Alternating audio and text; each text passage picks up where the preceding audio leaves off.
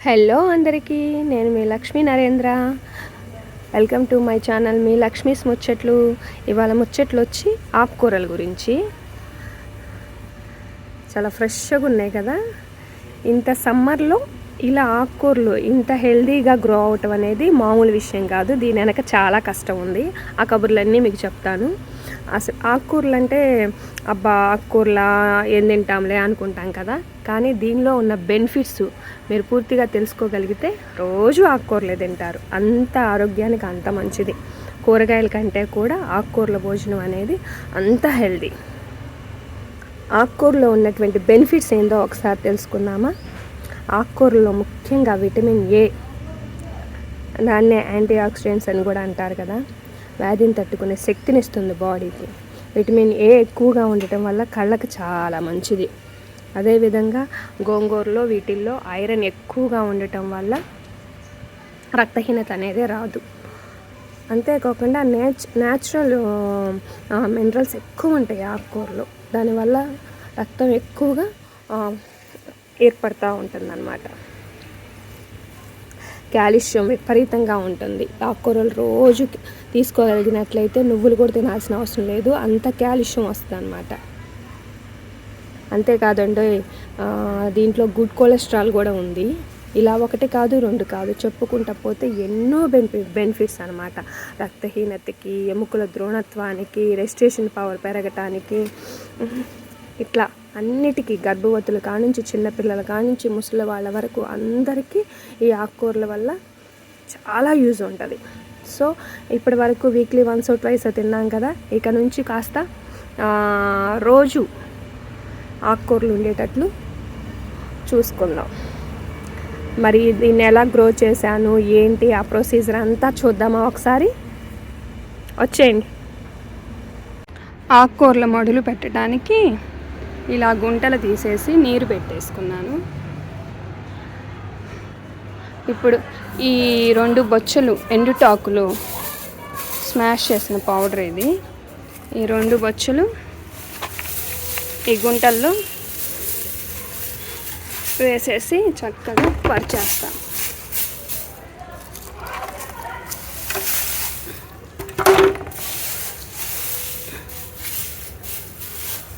ఇలా పరుచుకున్నాక దీని మీద ఒక లేయర్ మట్టి వేసేస్తాను. ఎండుటాకులు ఇలా పరుచుకున్నాం. ఇప్పుడు దీని మీద ఒక లేయర్ మట్టి వేసేసుకుందాం.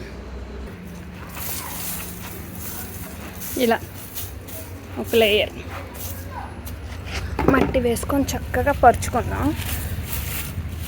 ఇప్పుడు ఒక తడి నీళ్లు పెట్టేస్తే ఇది కొంచెం కిందకు దిగుతుంది ఈ మట్టి. అప్పుడు దీని మీద ఆవు పేడ వేసేసి మళ్ళీ మట్టితో కప్పేద్దాం. ఇలా చక్కగా ఒక తడి వాటర్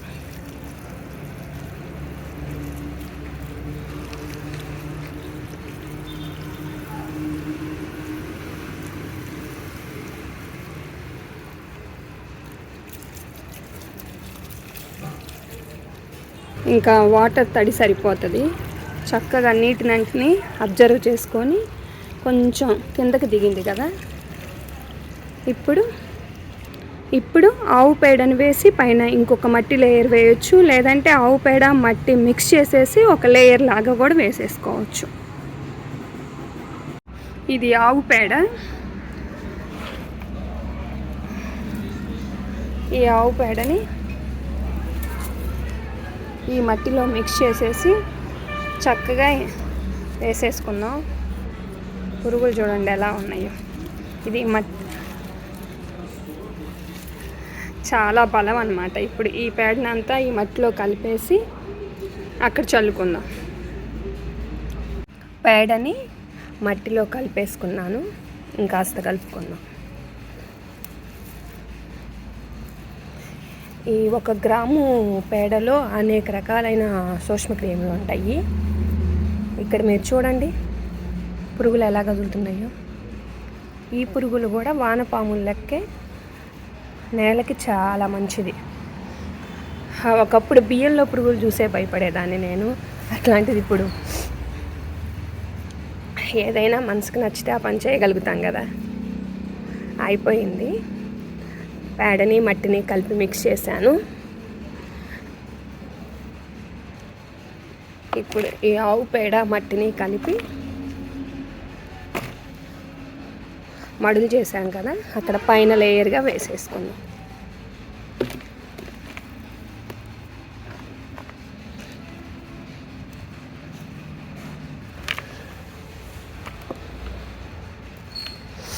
మొక్కలకి చాలా అంటే చాలా బలం. ఇంకా పైన మనమేమి బలం మందులు ఇవ్వాల్సిన అవసరం లేదు.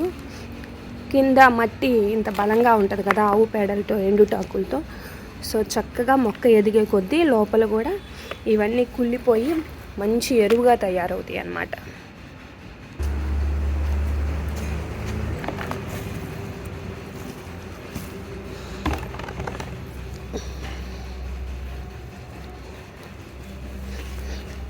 చక్కగా ఇట్లా అన్ని మూలలకి జరుపుకోవాలి.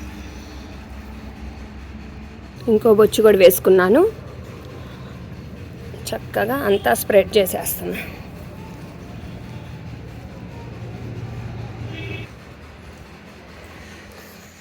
ఇప్పుడు చివరగా ఒక తడిద్దాం.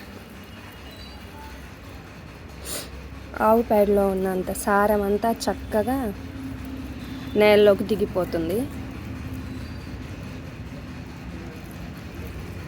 ఏ బలం ముందు ఇంతకన్నా బలం ఉండిద్ది చెప్పండి.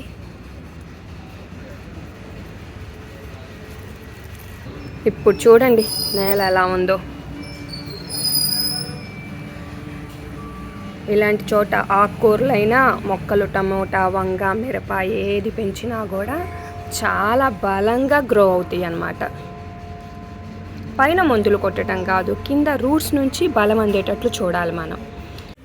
నీట్గా ఇంతకుముందు బెడ్ ఏర్పాటు చేసుకున్నాం కదా, సో పైన ఆకుకూరలు చల్లుతానన్నాను కదా. 2 days బ్యాక్ అట్లానే గోంగూర విత్తనాలు వేసాను. ఇంకా గోంగూర విత్తనాలతో పాటు చూద్దాం వస్తాయో లేదోనని మిరప విత్తనాలు అలానే వంగ విత్తనాలు కూడా వేసాను. అక్కడక్కడ ఆల్రెడీ గోంగూర విత్తనాలు అనేది మొలకలు వచ్చేసినాయి.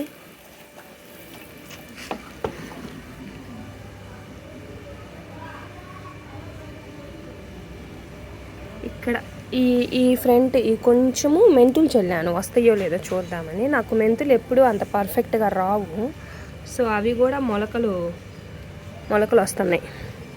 ఇట్లా ఈ విధంగానే ఇది పాలకూర వేసుకున్నాను. ఇక్కడ ఒక బెడ్ తయారు చేసుకొని పాలకూర సేమ్ ఇదే ప్రొసీజర్లో ఇది కూడా వేసుకున్నాను.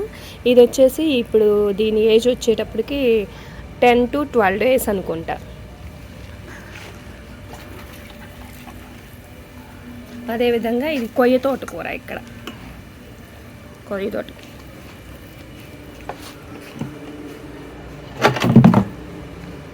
ఇది కూడా అంతే 10 days అన్నమాట దీని ఏజ్ కూడా.